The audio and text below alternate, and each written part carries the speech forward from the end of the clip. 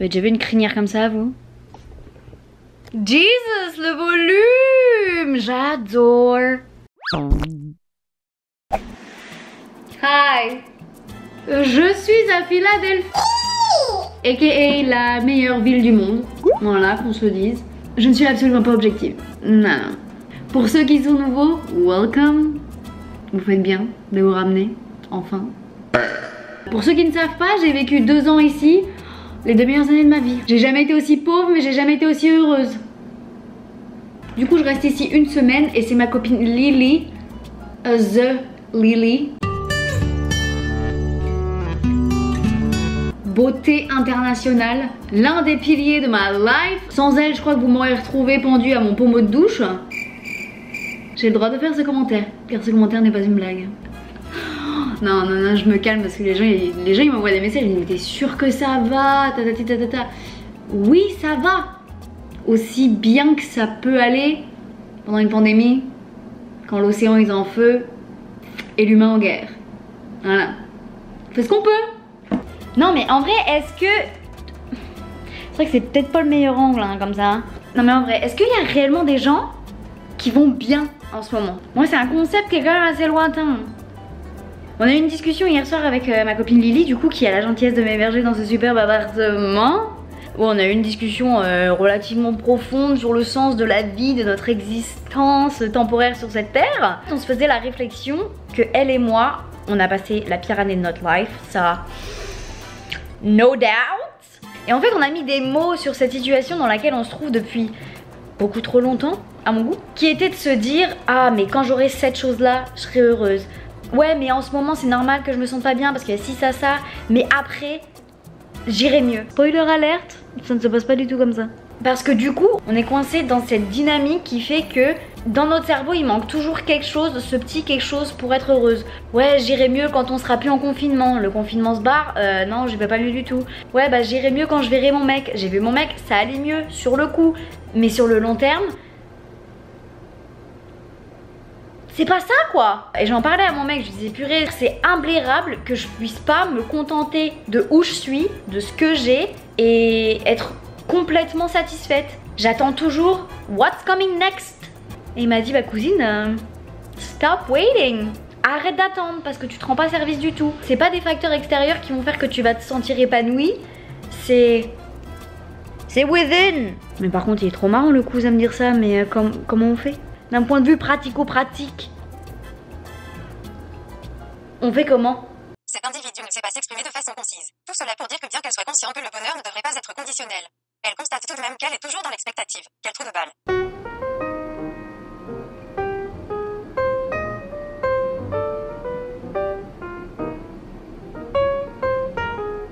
Bon j'ai assez glandé, ça vous dit on va dehors? J'allais dire je vais aller prendre l'air, mais pas du tout. Je sais que ce qui m'attend c'est une putain de fournaise. And we love it.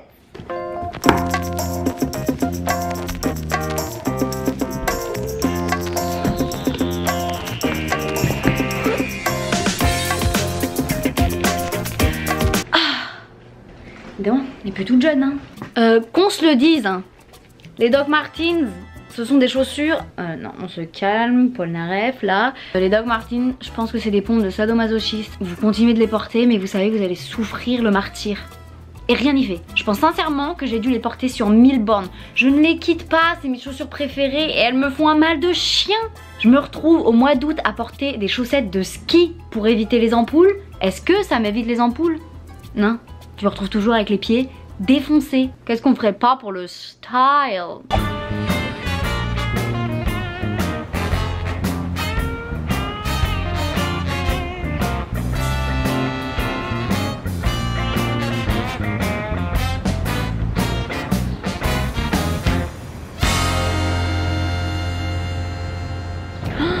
Mais je transpire tellement.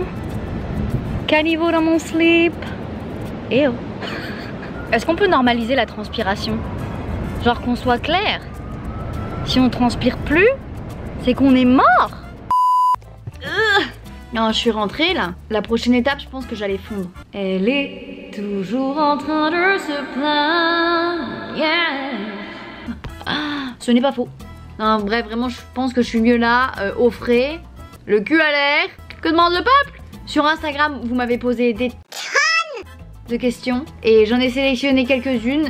Mais c'est pas dit, je vais y répondre. Franchement, c'est des questions, il y a tout et n'importe quoi. Ça passe du coq à l'âne, ça n'a rien à voir avec la choucroute. Bref, j'adore. Première question, vas-tu revoir ta host family? Quand j'habitais à Philadelphie, c'était en tant qu'au pair. Donc j'habitais dans une famille pour laquelle je travaillais. Je gardais leurs 3 enfants.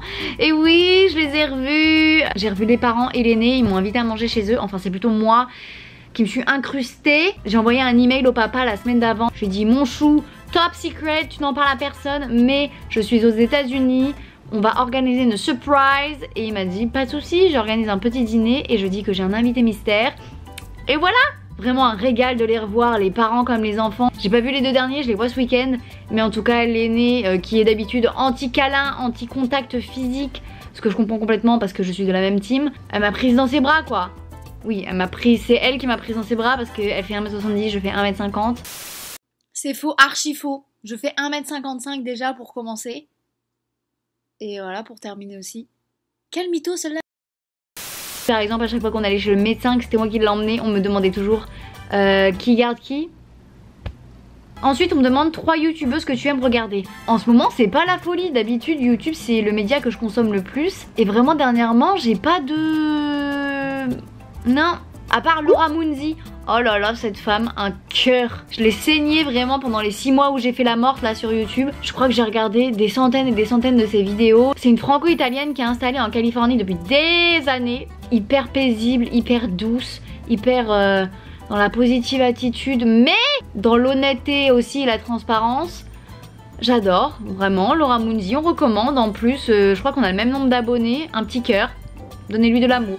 Ta pire honte? Franchement, c'était une honte à l'époque. Si ça m'arrivait aujourd'hui, j'en aurais rien à foutre. J'étais, je pense, en 4ème. Ça faisait pas très longtemps que j'avais mes règles et c'était l'une des premières fois que je mettais un tampon, je crois. Attention, je vais vous donner toutes les informations, même celles que vous ne voulez pas entendre. Je suis désolée, c'est ma chaîne, je fais ce que je veux. Et en fait, je n'avais aucune idée du volume de menstruation que pouvait contenir un tampon. Ce qui fait que en partant de chez moi le matin, j'avais mis un tampon, une serviette et je m'étais dit ça fera l'affaire pour toute la journée. Et en plus j'avais sport. Ce qui veut dire que j'allais m'agiter comme un petit asticot là pendant 2 heures sur des tapis de gym. On sait ce qui va suivre. Je finis le cours, je suis sereine, je me réhabille, paf, petit jean. On part en cours et là, ma phobie de l'époque, je me lève de ma chaise et je vois 2 taches sur la chaise et je me dis oh my god. Et je demande à ma copine Manon si tu passes par là. Thank you girl. Est-ce que j'ai une tache? Et en fait j'avais pas une tache, j'avais 2 gros placards comme ça sur les fesses. Obligée d'aller aux toilettes, de mettre mon pull, genre le nouer autour de la taille et tout. Enfin bref, je me suis sentie hyper honteuse à l'époque. Alors que c'est la nature frère. Si ça arrive c'est pas grave. Chill, décontracte. Si ça arrive à quelqu'un, le rendez pas cette personne mal à l'aise en mode oh my god. Déjà faites ça discrètement et proposez votre aide. Merci. Faites comme Manon. Hashtag soyez Manon. Dis donc ça faisait longtemps que je m'étais pas affichée comme ça sans maquillage. Bon kiff hein.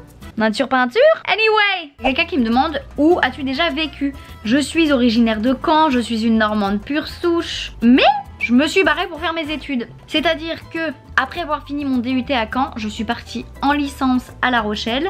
Et après j'ai fait mon master à Rennes. Donc j'ai habité dans ces 2 villes. Et c'était plutôt pas mal. La Rochelle, vraiment trop chou. J'avais peut-être vite fait le tour, mais j'aimais beaucoup l'ambiance. J'habitais rue Gambetta pour ceux du coin. Genre derrière le marché en centre-ville. C'était mon premier appart. Oh là là là là là là. J'ai pas envie de dire insalubre. Mais presque. En coloc avec 2 mecs que je ne connaissais ni d'Adam ni d'Ève, qui s'avéraient être les plus gros dégueulasses des colocs qui puissent exister. Et après Rennes, franchement, pépouze. J'habitais où d'ailleurs? Oh, l'arrêt de métro Anatole France. J'habitais là. On me demande ma citation ou mon mantra préféré et ce qu'ils veulent dire pour moi. J'ai lu cette citation qui est: ma vie est remplie de choses terribles qui ne me sont jamais arrivées. Je m'explique. Je suis une grosse tarée qui overthink.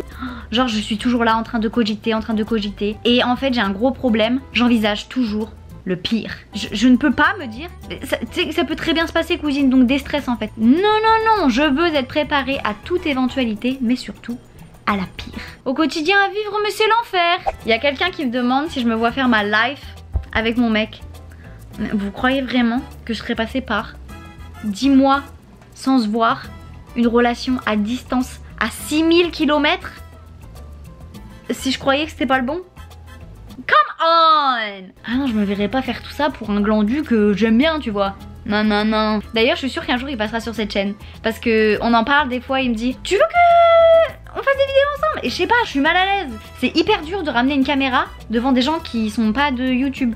Et dans mon entourage, personne n'est de YouTube. Donc c'est pour ça que je suis toujours solo sur cette chaîne. Exercice un peu compliqué. Mais si vraiment il est demandé par la foule en délire, peut-être qu'on fera quelque chose. C'est ainsi que je clôture ce vlog là où je l'ai commencé littéralement. C'est vrai, je vous avais dit que j'aimerais trop faire un piercing au nez, mais oh my god, genre un petit oh là là, tellement. Et plus je vois ma gueule là, j'ai trop envie. Allez, sur ce, je vous laisse. Des kisses.